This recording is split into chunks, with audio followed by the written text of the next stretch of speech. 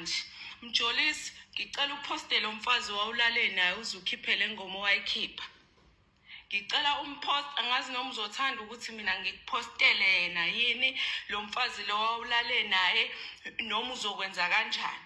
Ngiyacabanga ukuthi umkhasi kufanele alazi iqiniso ngomkakhe manje.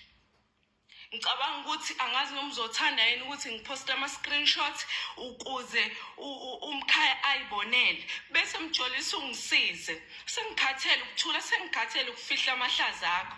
Ngicela bese utshela abantu iqiniso impilo oyiphilayo. Otherwise mina ngizokhipha yonke into ngiyibeke manje. Ngicela ungisize ungipostele wena lo mfazi lo owalala naye. Lo alala naye lo yinese Mount Ashcombe. Ngicela ungisize ke Mjolisi, ungiphuthumisele. Ngingaze mina ngiyiphuthumisele mina. Ngoba ngizoyiphuthumisela. Sekwenele manje ngithule kakhulu sekwenele. Batshela abangani bakho ukuthi umfazi kabani lo alala naye. Batshele.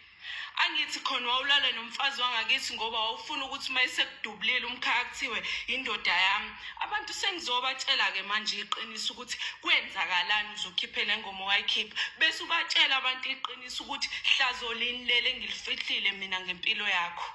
Ngicela ungisheshisele ke bhuti.